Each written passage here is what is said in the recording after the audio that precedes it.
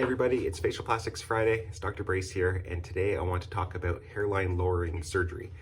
This is a surgery where we make an incision along the hairline and take a strip of forehead out and bring the hairline forward. It's pretty simple in its conception, but there's some nuances with it.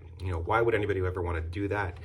Classically, this is a facial feminization surgery. So for women who feel like those features of their forehead are too tall, too long, it looks like their forehead is receding and it looks masculine, this can soften that feature of their face and make them look more feminine. And for men who are having transgendered surgery to women, it's something that's often done along with other procedures to feminize their face. More and more women are calling the office asking for this to be done, and it's become more popular, so I thought I would talk about it.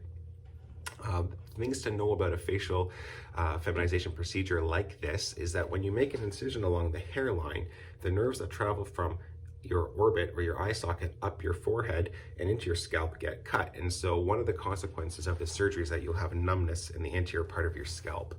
The other thing to know is that this surgery should only be done by an expert, someone who has experience doing it, because if it's not done with minimal tension, you will have an awful scar that is wide and obvious, and it's impossible to fix that with lasers.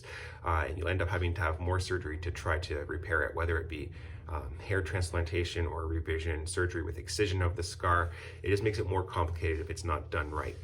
So why do we do this? If you look at beauty and the study of beauty, there's something called the horizontal fifths and the vertical thirds of the face. These are aesthetic ideals, mostly based on Caucasian women, and it just states that the distance from the base of the nose to the chin should equal from the base of the nose to between the eyebrows and from the eyebrows to the hairline.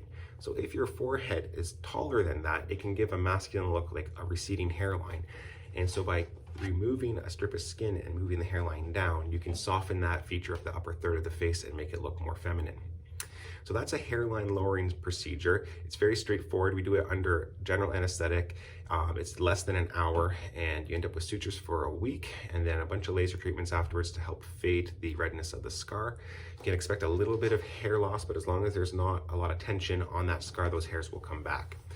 So here's some images of what the incision looks like at 1 week.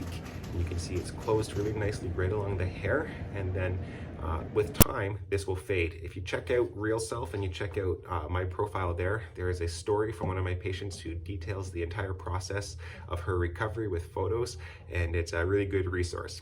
So everybody have a great Friday. I'm back up in the OR. We just finished a septal perforation repair, about to do another rib graft rhinoplasty for a cocaine nasal deformity.